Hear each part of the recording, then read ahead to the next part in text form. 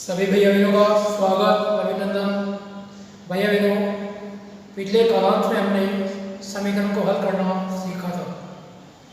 बहुत से भैयाओं ने गृह कार्य किया और कुछ ने काफ़ी सेंड की नहीं और बहुत कम काफ़ी आ रही है। इसका क्या कारण है समझ नहीं आ रहा है। वीडियो को ध्यानपूर्वक देखें, गृह कार्य को पूर्ण करें और समय पर अपनी अभ्यास पुस्तिका को सेंड करने का प्रयास करें। जैसा कि आपको विदित है, अभी कक्षा 10 का जो रिजल्ट आया है उस रिजल्ट में पूरे सत्र पर्यंत अध्ययन नहीं होने के कारण, कोरोना के कारण जो विद्यालय नहीं लगा, तो परीक्षा परिणाम तैयार करने के लिए 8वीं, 9वीं और 10वीं का जो शिक्षण कार्य हुआ उसके अंकों के आधार पर परीक्षा परिणाम को जारी किया गया है। तीनों का अवस्थान अंक निकाल कर। तो भैया बहनों, समय का कोई पता नहीं रहता है। अभी जो ऑनलाइन ये जो वीडियो के माध्यम से पढ़ाया जा रहा है, हो सकता है पूरे सत्र यदि क्लासें नहीं लगी तो पिछले कक्षा का परिणाम और इस कक्षा का परिणाम इसको मिलाकर भी कक्षा का रिजल्ट तैयार किया जा सकता है। इसलिए सभी भैया बहनों से आग्रह है कि समय पर अपना गृह कार्य पूर्ण करें और कॉपी को सेंड करने का प्रयास करें। यदि विद्यालय चालू होते हैं तो अपने वीडियो के माध्यम से जो भी गृह कार्य किया है उसकी सारी की जाँच होगी और एकदम पूरा गृह कार्य हम कर नहीं सकते हैं। इसलिए गृह कार्य को समय पर पूरा करने का प्रयास करें। पिछले क्लास में हमने समीकरण को हल करने के बारे में सीखा था। समीकरण का माध्यम मैंने एक तराजू बताया है। तराजू के माध्यम से हमने समीकरण को हल करना और सीखने का प्रयास किया था। आज समीकरण दे रखी है को 2x + 1 = 5। जब समीकरण को हम हल करते हैं तो हम जानते हैं कि समीकरण के दो पक्ष होते हैं, बायां पक्ष और दायां पक्ष। बराबर के ठीक पहले की संख्याएं बायां पक्ष कहलाती है, जबकि बाद वाला जो पक्ष होता है उसको हम दायां पक्ष कहते हैं। समीकरण हल करते समय यदि हम किसी संख्या का स्थान बदलते हैं तो संख्याओं का चिन्ह बदला जाता है।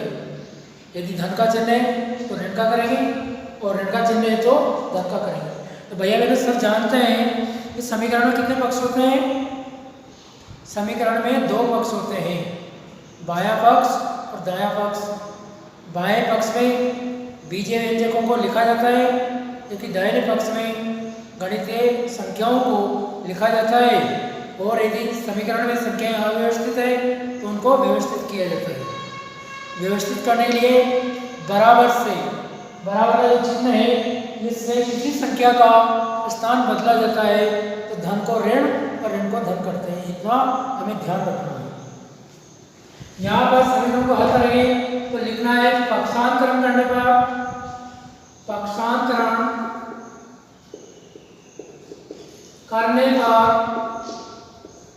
2x = हम जानते हैं एक गणितीय अंक है और इसको बराबर के दाहिनी ओर लिखना होगा। हम इसको उठाकर इस 5 के बाद में लिखेंगे, परंतु ध्यान करें एक के ठीक पहले प्लस का चिन्ह है, इसको जब आप पीछे की तरफ ले जाएंगे तो प्लस को माइनस करेंगे और -1 यहाँ पर लिखना होगा। तो 2x = 4। अब x का मान याद करना है। इस समीकरण को हल करने के लिए मैंने दो विधियां बताई थी, एक तो डायरेक्ट और एक जोड़ और घटाव की क्रिया द्वारा। इस प्रकार गुणा और भाग की इसमें क्रिया होती है, उसको भी हमें बताना है। तो यहाँ पर 2x = 4 लिखा है, x के साथ 2 लिखा है। यहाँ पर हम लिख सकते हैं कि दोनों पक्षों में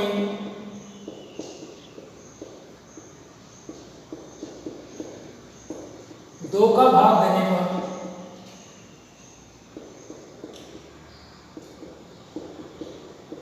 तो यहाँ पर 2x के पहले 2 लिखा रहा है, इस 2 का भाग हम दोनों संख्याओं में देंगे। 2x / 2 = 4/2। 2 से 2 कट जाएगा और 2 से 4 कटेगा, 2 बार यहाँ पर x का मान आएगा 2।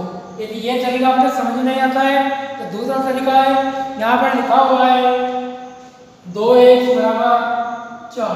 तो जब x का मान निकालेंगे तो 4 लिखा है और 2x के साथ 2 लिखा रहा है, इस 2 को हम बटा में नीचे ले जाएंगे और इस 2 से 4 को काट देंगे 2 बार, तो x = 2 आ जाएगा। तो यहाँ तो दोनों पक्षों में 2 का भाग दें।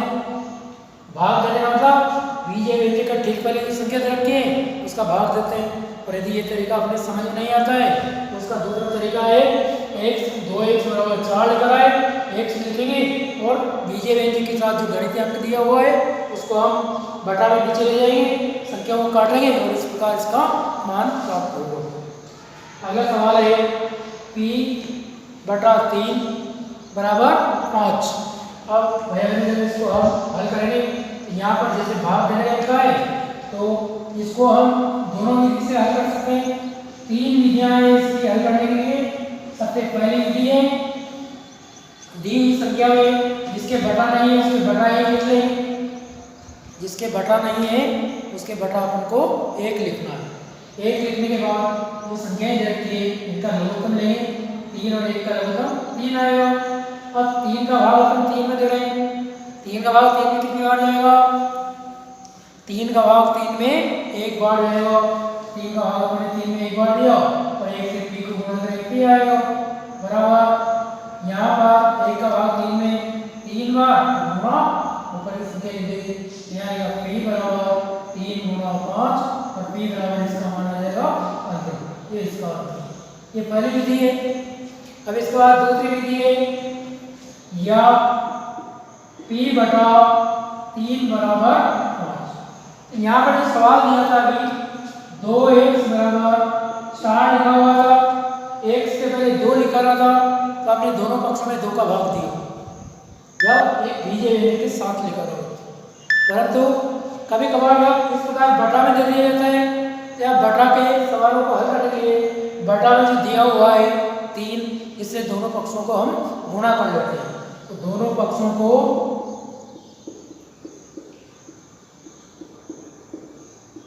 3 से गुणा करने पर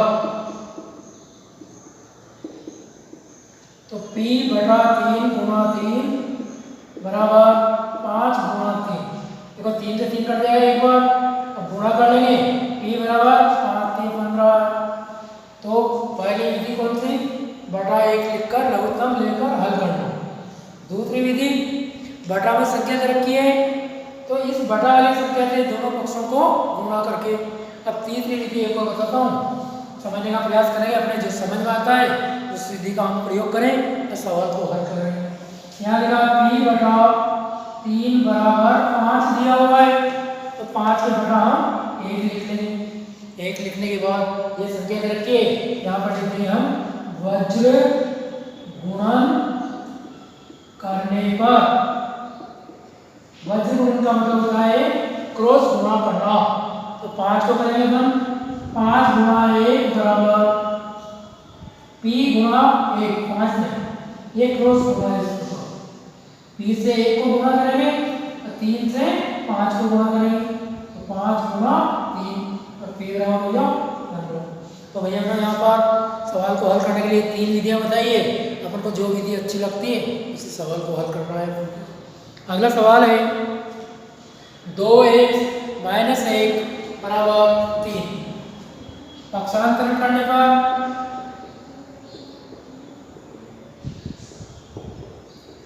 यहाँ लिखा 2x बराबर 3। अब देखो 1 माइनस का है, इस माइनस के 1 को उठाकर जब हम दाहिने पक्ष में ले जाएंगे बराबर के बाद में लिखेंगे तो चिन्ह कौन सा आएगा? यहाँ पर 1 के पहले माइनस का चिन्ह दिया हुआ है, जब हम इसका पक्षांतरण करेंगे बराबर के बाद में ले जाएंगे संख्या को तो धन का ऋण और ऋण का धन होता है। यहाँ ऋण दिया हुआ है, यहाँ धन 2x बराबर 4 दिया है। अब तीनों विधियों में से हम जो विधि हमको अच्छी लगती है दोनों विधि बताइए। इसकी x बराबर 4 बटा 2 लिखा है, 2 से 4 को काटा 2, x का मान आया। अगला सवाल है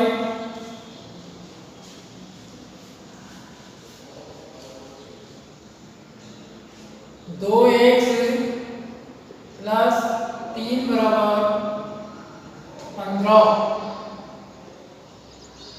देखो सवाल अपन जो बनाते हैं यहाँ दे दिया मैंने 15। इस सवाल को अपन को हल करना है तो सबसे पहले पक्षांतरण करना।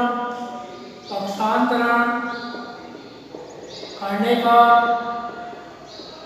2x बराबर 15 लिखा है, 3 को 3 गणितीय अंक है, इसको इसको बराबर के बाद में ले जाएंगे तो ये 3 के बाद ये धन का चिन्ह है, बराबर के पीछे ले जाएंगे माइनस का होगा। यहाँ लिखा 2x बराबर 12। अब देखो यहाँ पर 2 विधियाँ बताई, हमें जो अच्छी लगे उसका प्रयोग करना। चाहे तो हम दोनों पक्षों में 2 का भाग दे सकते हैं, या फिर यहाँ पर x बराबर डायरेक्ट 12/2 लिख सकते हैं। 2 से 12 कटेंगे 6 बार, x का मान 6 है। अगला सवाल सिंपल सवाल है, वैसे थोड़ा हम प्रयास करेंगे तो हल करना आसान है। यहाँ पर सवाल दिया जैसे कि x/3 बराबर 1/2। देखो इस बार करने के लिए कौन सा तरीका, 2 ही तरीके, या तो लघुत्तम लेके हल करें अपन, या फिर वज्रगुणन करके, या वज्रगुणन करेंगे अपन। वज्रगुणन करने का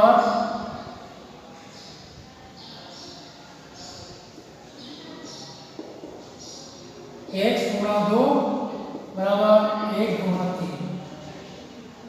यहाँ लिखा 2x बराबर 3, x बराबर आ जाएगा 3/2। जब बटा करें तो बराबर के बाद भी आपको ऊपर लिखना है, तो बीजे के साथ जो गणित की संख्या रखी है इसको बटा कर नीचे लिखेंगे। तो इस प्रकार x बराबर मान आया है 3/2।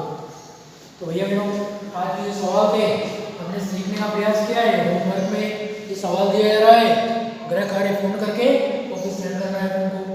अभी आज ही मैंने 3-4 कॉपियों को चेक किया है। अब गृह कार्य था परसों का और कॉपी भेज रहे हैं आज, तो 3 दिन में तो 2-2 विषय का काम देखते हैं तो 6 विषयों का काम आता है और मोबाइल हैंग होने लग जाता है। तो जिस दिन का काम उसी दिन भेजने का प्रयास करें। होमवर्क x + 3 बराबर 5। दूसरा है 3p + 1 बराबर 10।